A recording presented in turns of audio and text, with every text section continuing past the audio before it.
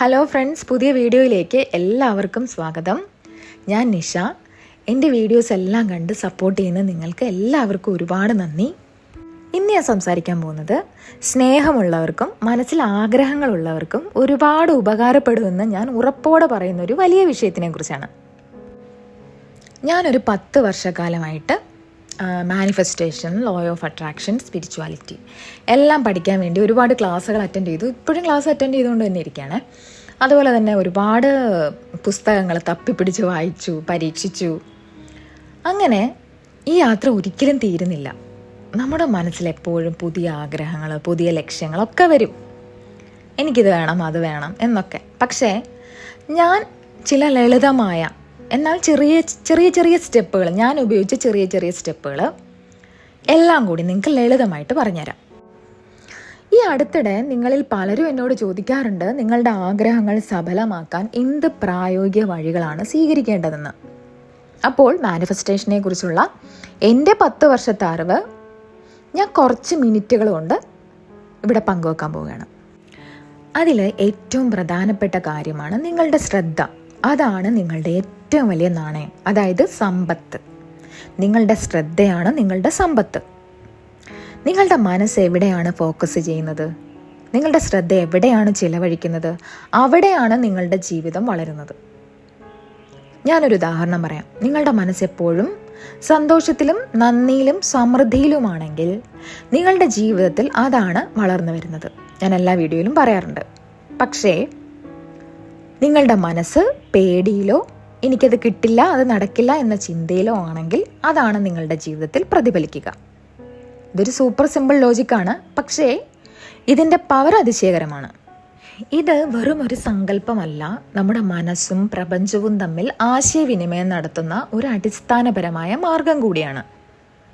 ഇവിടെ ഏറ്റവും പ്രധാനം എന്താണെന്ന് വെച്ചാൽ ലക്ഷ്യബോധം എന്നതാണ്. പലപ്പോഴും നമ്മുടെ ശ്രദ്ധ എങ്ങോട്ടും അലഞ്ഞു തിരിയാൻ നമ്മൾ അനുവദിക്കാറുണ്ട്.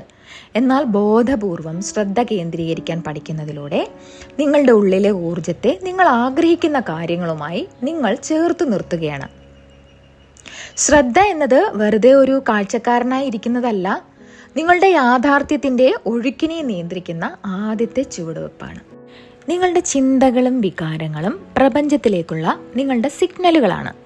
ഞാൻ പറഞ്ഞിട്ടില്ലേ, നമ്മുടെ പ്രപഞ്ചത്തിന് നമ്മുടെ ഭാഷ മനസ്സിലായില്ല, അത് സംസാരിക്കുന്നത് വൈബ്രേഷനിലൂടെയാണ്. അപ്പോൾ നിങ്ങളുടെ ചിന്തകളും നിങ്ങളുടെ ഇമോഷൻസും അവയാണ് നിങ്ങളുടെ വൈബ്രേഷൻസ്. ഓരോ ചിന്തയും ഓരോ ഇമോഷനും ഒരു ഫ്രീക്വൻസി ഉണ്ട്, ഇല്ലേ? അതും ഞാൻ ഒരുപാട് വീഡിയോയിൽ പറഞ്ഞിട്ടുണ്ട്. ഇത് വളരെ ലളിതമായിട്ട് ചിന്തിക്കുക. ഞാനൊരു എക്സാമ്പിൾ പറയാം. നിങ്ങളൊരു റേഡിയോ ട്യൂൺ ചെയ്യുന്നു എന്ന് വെച്ചോ. അപ്പോൾ അവിടെ ക്ലാസിക്കൽ സ്റ്റേഷനിൽ പോയിട്ടൊരു റോക്ക് മ്യൂസിക് പ്രതീക്ഷിക്കാൻ പറ്റുമോ? ഇല്ലേ? അതുപോലെയാണ് നമ്മുടെ എനർജിയും. അതുപോലെ തന്നെയാണ് നിങ്ങൾ പുറത്തേക്ക് വിടുന്ന എനർജിയും. നിങ്ങൾ പോസിറ്റീവും അതുപോലെ തന്നെ ഉയർന്നതുമായ ചിന്തകൾ വിചാരിക്കുന്നുവെങ്കിൽ അതിനനുയോജ്യമായ എനർജിയാണ് നിങ്ങൾ പുറത്തേക്ക് വിടുന്നത്. അതേസമയം നിങ്ങൾ ലിമിറ്റേഷൻസും അതേപോലെ നെഗറ്റിവിറ്റിയിലും കേന്ദ്രീകരിക്കുകയാണെങ്കിൽ യൂണിവേഴ്സ് അത് തന്നെയായിരിക്കും നിങ്ങൾക്ക് തിരിച്ചു നൽകുന്നത്. അതുകൊണ്ട് നിങ്ങളുടെ ഉള്ളിലെ സംഭാഷണങ്ങളെക്കുറിച്ച് ശ്രദ്ധാലുവായിരിക്കുക. ഓരോ ചിന്തയും വികാരവും പ്രപഞ്ചത്തിലേക്ക് നിങ്ങൾ അയക്കുന്നൊരു സിഗ്നലാണ്. നിങ്ങൾ എന്തുമായി യോജിച്ചു പോകുന്നുവെന്ന് പ്രപഞ്ചത്തോട് പറയുന്ന ഒരാശയവിനിമയ മാർഗമാണ്. ഇതിൽ നിങ്ങൾ എത്രത്തോളം ലക്ഷ്യബോധത്തോടെ ഇടപെടുന്നുവോ അത്രത്തോളം നിങ്ങളുടെ യാഥാർത്ഥ്യം നിങ്ങൾ ആഗ്രഹിക്കുന്നതുമായി യോജിച്ചു വരാൻ തുടങ്ങും. ഇനി അടുത്തതായിട്ട് നിങ്ങൾ ശ്രദ്ധിക്കേണ്ട കാര്യമാണ് ഭാവിയിലേക്ക് സംസാരിക്കുന്നതിന് പകരം ഇപ്പോഴേ ജീവിക്കുക.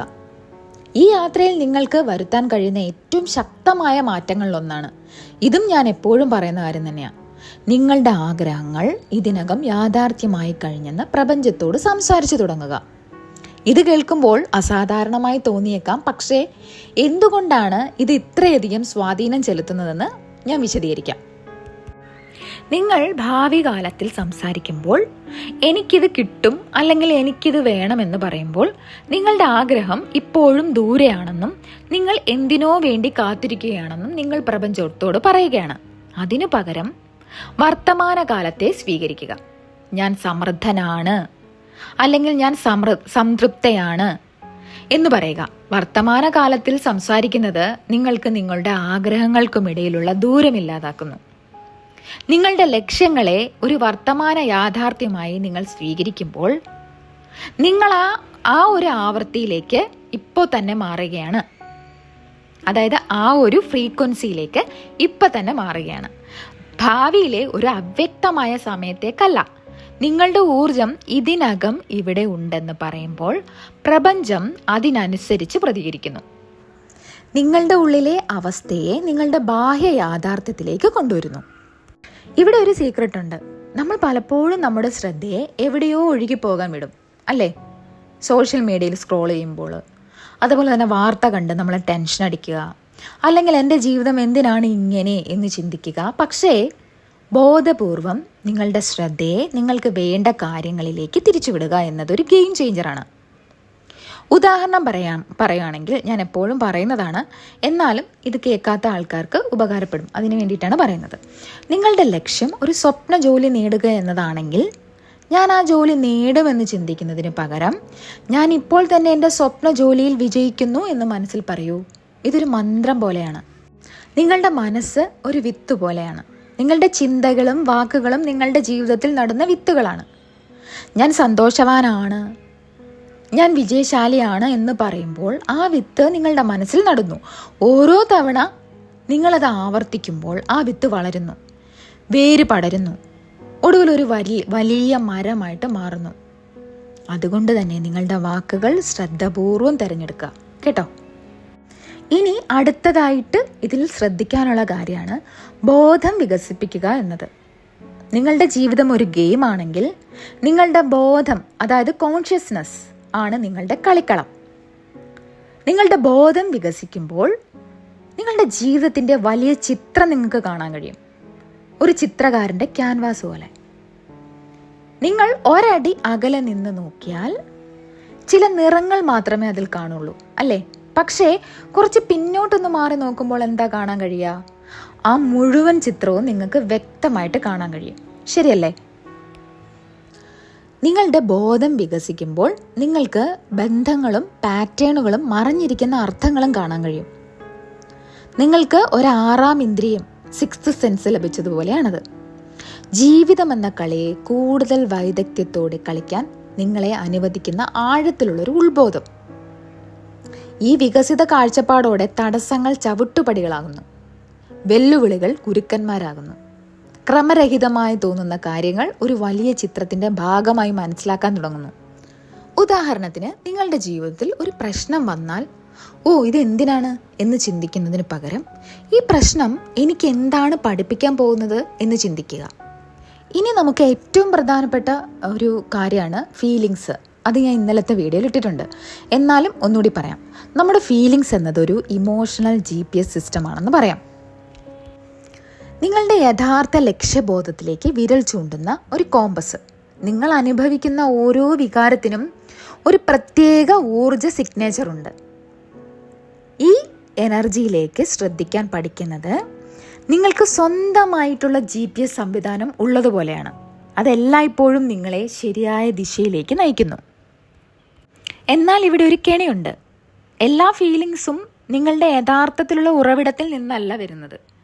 അത് ചിലപ്പോൾ നമ്മുടെ അഹംഭാവത്തിൽ നിന്നും വരുന്നതും ആയിരിക്കും. അതുകൊണ്ട് തന്നെ നിങ്ങളുടെ ഹൃദയം പറയുന്നത് കേൾക്കുക. നിങ്ങളുടെ വികാരങ്ങളുടെ ഭാഷ മനസ്സിലാക്കാൻ ശീലിക്കുക. അത് നിങ്ങളുടെ ആന്തരിക ഗൈഡാണ്. ഒരു ശാന്തമായ മനസ്സോടെ നിങ്ങളുടെ ഹൃദയം പറയുന്നത് കേൾക്കൂ. അതെപ്പോഴും നിങ്ങളെ ശരിയായ ദിശയിലേക്ക് നയിക്കും. ഇനി നമുക്ക് നിങ്ങളുടെ കൈവശമുള്ള ഏറ്റവും ശക്തമായ ഉപകരണങ്ങളിൽ ഒന്നിനെക്കുറിച്ച് സംസാരിക്കാം. ആവർത്തനത്തിൻ്റെ ശക്തി. ഇത് കേൾക്കുമ്പോൾ വളരെ ലളിതമായി തോന്നിയേക്കാം, പക്ഷേ ആവർത്തനത്തിന് അവിശ്വസനീയമായ ഒരു ശക്തിയുണ്ട്. അതായത് ഒരു സൂപ്പർ പവർഫുൾ ടൂളാണ് ഈ റെപ്പിറ്റീഷൻ എന്ന് പറയുന്നത്, അതായത് ആവർത്തനം. ഇത് ഒരു ലളിതമായ കാര്യമാണ്, പക്ഷേ ഇതിൻ്റെ ഫലം അതിശയകരമാണ്. നിങ്ങളുടെ ഓരോ ചിന്തയും വാക്കും നിങ്ങളുടെ ഉപബോധ മനസ്സിൽ ഒരു മുദ്ര പതിപ്പിക്കുന്നു. നിങ്ങൾ ഒരു കാര്യം ആവർത്തിക്കുമ്പോൾ അത് നിങ്ങളുടെ മനസ്സിൽ ഒരു പാത ഉണ്ടാക്കുന്നു. ഒരു കാട്ടിലൂടെ നടക്കുന്നത് പോലെ നിങ്ങൾ എത്ര തവണ ആ പാതയിലൂടെ നടക്കുന്നുവോ അത്രയും വ്യക്തമാകും ആ പാത. അതുകൊണ്ടാണ് പോസിറ്റീവ് അഫർമേഷനുകൾ ഫലിക്കുന്നത്. ഞാൻ യോഗ്യനാണ്, അല്ലെങ്കിൽ ഞാൻ ആത്മവിശ്വാസമുള്ളവനാണ് എന്ന് നിങ്ങൾ ആവർത്തിക്കുമ്പോൾ നിങ്ങളുടെ വിശ്വാസങ്ങളെ നിങ്ങൾ സജീവമായി രൂപപ്പെടുത്തുകയാണ്. ഈ യാഥാർത്ഥ്യം നിങ്ങളുടെ ഉപബോധ മനസ്സിൽ നിങ്ങൾ സ്ഥാപിക്കുകയാണ്. മതിയായ റെപ്പറ്റീഷനിലൂടെ, അതായത് ആവർത്തനങ്ങളിലൂടെ ഈ വിശ്വാസങ്ങൾ നിങ്ങളുടെ യാഥാർത്ഥ്യത്തെ നിർവചിക്കാൻ തുടങ്ങുന്നു. ഈ ആവർത്തനം വെറും ചിന്തകളെ ശക്തിപ്പെടുത്തുക മാത്രമല്ല ചെയ്യുന്നത്, അത് നിങ്ങളുടെ തലച്ചോറിനെ അക്ഷരാർത്ഥത്തിൽ പുനർനിർമ്മിക്കുന്നു. നിങ്ങൾ ആഗ്രഹിക്കുന്ന വ്യക്തിയായിട്ട് മാറാൻ സഹായിക്കുന്ന പുതിയ നാഡീ വഴികൾ, അതായത് ന്യൂറൽ പാത്വേസ് സൃഷ്ടിക്കുന്നു. ഇവിടെ ഏറ്റവും നല്ല ഭാഗം എന്താണെന്നറിയോ? ആവർത്തനം നിങ്ങളുടെ നിയന്ത്രണത്തിലാണ്. എല്ലാ ദിവസവും നിങ്ങൾക്ക് ശക്തി നൽകുന്ന ചിന്തകൾ ചിന്തിക്കാനും നിങ്ങളെ ഉയർത്തുന്ന വാക്കുകൾ പറയാനും നിങ്ങൾക്ക് തിരഞ്ഞെടുക്കാം. ഇത് വാക്കുകൾ അന്ധമായി ആവർത്തിക്കുന്നതിനെ കുറിച്ചല്ല, മറിച്ച് നിങ്ങളുടെ ആന്തരിക ലോകത്തെ രൂപപ്പെടുത്താൻ ആവർത്തനം ഉപയോഗിക്കുന്നതിനെ കുറിച്ചാണ്. അത് നിങ്ങളുടെ ചുറ്റുമുള്ള യാഥാർത്ഥ്യത്തെ രൂപപ്പെടുത്തുന്നു. ഓക്കെ, ഇനി ഇതെല്ലാം ഒരുമിച്ച് ചേർക്കാം. നിങ്ങളുടെ ശ്രദ്ധ നയിക്കുക, പ്രപഞ്ചവുമായി ആശയവിനിമയം നടത്തുക, വർത്തമാനകാല സംഭാഷണം സ്വീകരിക്കുക, നിങ്ങളുടെ ബോധമണ്ഡലം വികസിപ്പിക്കുക, നിങ്ങളുടെ ഉള്ളിലെ വഴികാട്ടി സംവിധാനം കേൾക്കുക, ആവർത്തനത്തിന്റെ ശക്തിയെ ഉപയോഗപ്പെടുത്തുക. ഇവ വെറും ആശയങ്ങളല്ല, നിങ്ങളുടെ ജീവിതത്തെ മാറ്റിമറിക്കാനുള്ള പ്രായോഗിക ഉപകരണങ്ങളാണ്. അതായത് സിമ്പിളായിട്ട് പറയുകയാണെങ്കിൽ, നിങ്ങളുടെ ശ്രദ്ധ, വാക്കുകൾ, വികാരങ്ങൾ, ബോധം, ആവർത്തനത്തിന്റെ ശക്തി, ഇവയെല്ലാം നിങ്ങളുടെ ജീവിതത്തിന്റെ ടൂളുകളാണ്. നിങ്ങളാണ് സൃഷ്ടാവ്, നിങ്ങളാണ് ജീവിതത്തിന്റെ ഡയറക്ടർ, അതേപോലെ തന്നെ ആർക്കിടെക്റ്റും. എല്ലാം നിങ്ങൾ തന്നെയാണ്. നിങ്ങളുടെ ജീവിതത്തിൽ ഇതുവരെ നടന്ന എല്ലാം നിങ്ങളുടെ ചിന്തകളുടെയും വികാരങ്ങളുടെയും ഫലമാണ്. പ്രാധാന്യമുള്ള കാര്യങ്ങളിൽ ശ്രദ്ധ നൽകാനും വ്യക്തതയോടെ ആശയവിനിമയം നടത്താനും ഇപ്പോൾ ജീവിക്കാനും നിങ്ങളുടെ ഉള്ളിലെ വഴികാട്ടിയെ വിശ്വസിക്കാനുമുള്ള ഒരു തെരഞ്ഞെടുപ്പായിരിക്കണം. ശ്രദ്ധയുടെ ശക്തി ഒറ്റത്തവണയുള്ള ഒരു കാര്യമല്ല, അതൊരു പരിശീലനമാണ്. എല്ലാ ദിവസവും നിങ്ങൾക്ക് മെച്ചപ്പെടുത്താൻ കഴിയുന്നൊരു കഴിവാണ്. അങ്ങനെ ചെയ്യുമ്പോൾ ലോകം നിങ്ങളോട് എങ്ങനെ പ്രതികരിക്കുന്നു എന്ന് നിങ്ങൾക്ക് കാണാൻ കഴിയും. അത് മാന്ത്രികമായി തോന്നിയേക്കാം, പക്ഷേ മാന്ത്രികമല്ല. നിങ്ങളുടെ ലക്ഷ്യബോധമുള്ള എനർജിയുടെ ശക്തിയാണ്. ഓർക്കുക, ഈ നിമിഷം വരെയുള്ള നിങ്ങളുടെ ജീവിതത്തിലെ എല്ലാം നിങ്ങൾ സ്വയം മാനിഫെസ്റ്റ് ചെയ്തതാണ്.